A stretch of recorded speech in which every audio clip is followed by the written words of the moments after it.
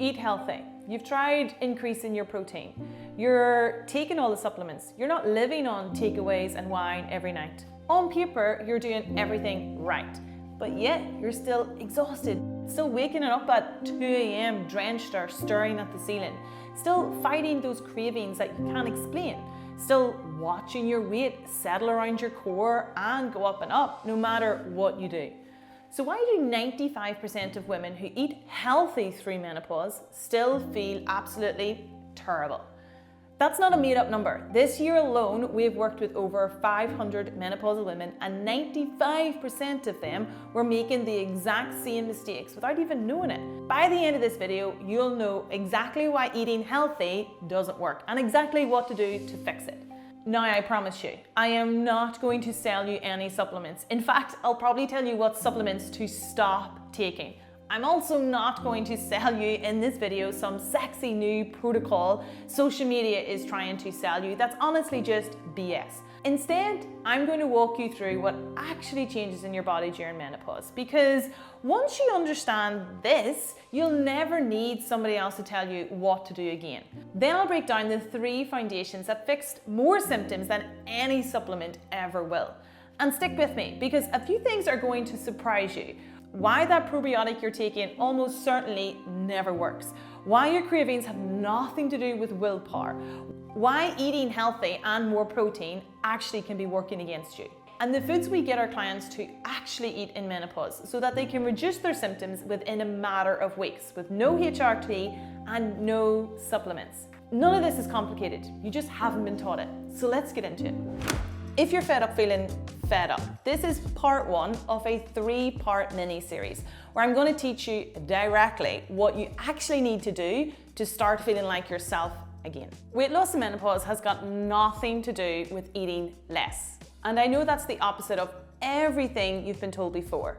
But by the end of this video, you're going to understand exactly why the advice you have been following is actually working against your body now, and what actually needs to happen instead. My name is Laura Lambe, and I'm a member of the British Menopause Society, a registered menopause practitioner, and the founder of the Menopause Lab. Along with my team, I've helped thousands of women inside of our community finally understand why nothing works anymore.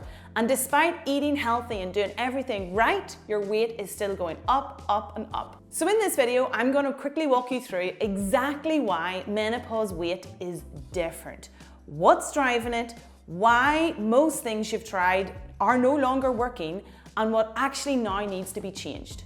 So, we all have 2 types of body fat, and most women spend years trying to shift menopausal weight before they realize they've been targeting the wrong type of fat entirely.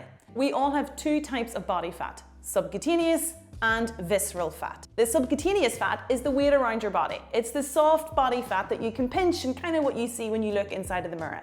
Visceral fat, however, is the fat mainly around our core as women. Before menopause, visceral fat remains pretty dormant. It lies about 0 to 5% of your body fat. But when you start to go through menopause, this naturally starts to increase, and it jumps anywhere from 0 to 5 up to 15 to 20% once you start going through menopause. Most women are still trying to lose subcutaneous fat, when in reality, that weight around your core is now visceral fat. And it's a completely different protocol to reduce it. So think of it like as if you have a sleep issue and a joint issue. If you're struggling with joint pain, a magnesium supplement isn't really going to help your joint issue. It's the same when we think of subcutaneous and Menopause Belly. What worked for subcutaneous fat, i.e. the weight around your core, is not going to help what's going to drive the Menopause Belly. What works for subcutaneous is basically like what we've been trying to do our entire lives: eat less, move more. That's for subcutaneous fat. But the same way a magnesium supplement doesn't work for joint pain, eating less and moving more does not work for visceral fat. But unfortunately, ladies, you don't need me to tell you that. If you're on this video, you have already been trying years and years of eating less and less, moving more and more, and watching the scale going up and up. And that's because you've been trying to take the magnesium supplement for your joint pain i.e. you've been trying to do what works for subcutaneous and not visceral fat. By the way, if you want a free workshop on weight loss for menopausal women, just join the free school community that I've linked in the description and drop me a DM with the word plan and I'll send it right over to you. If you're like any of the thousands of women that I've already worked with, I'm going to assume that you have been trying diets, fasting, even supplements in order to lose your belly. But like we've already just learned, we are now tackling a different type of fat. Hence, eating less cannot override that hormonal change that has occurred during menopause that has made your visceral fat naturally increase.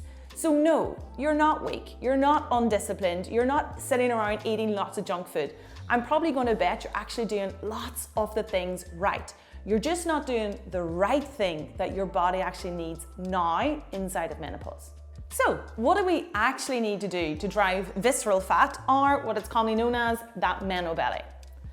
The client I'm about to show you is eating nearly twice as much as she was before she even came to work with us. Not less, more. Here's how. The first thing that you need to do is actually understand what drives visceral fat, and then to determine what's driving it for you. So roughly there's 5 things that drive visceral fat as we go through menopause. It could be poor sleep, poor gut health, inflammation, blood sugar regulation, and that fancy word we hear all the time on social media, cortisol. Now, as you've just seen, none of these things are eating less and moving more. Remember, that's that different type of fat. We're focused on the belly. So for this client, what we always do is understand what of these 5 things is driving her visceral fat, and we target that.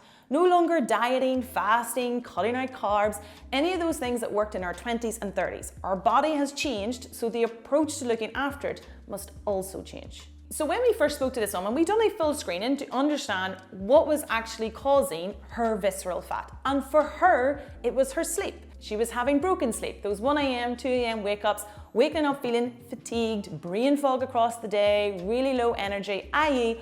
all those signs to show that her sleep was off. So once we fixed her sleep, i.e. the main driving of that visceral fat for her, we then started to see the scale coming down and down and down. You don't need to eat less, you need to figure out what's driving your visceral fat and target that. And if you want to know what is actually driving your visceral fat out of those top 5, again, just DM me the word plan, because the very first step inside of that free plan that I will give you is actually a symptom screening, where we will go through in 3 minutes all your symptoms and you will be told exactly which one of those 5 is driving your visceral fat. Okay, so now you know what is actually driving your belly. In the next part of this, I'm going to go through what to stop doing, because so much of what you're told by your doctor, your GYN, even the gurus on social media is working against you. And the easiest thing to do is to stop doing the things that are actually making you more stuck. So catch me in the next video and we'll go through that.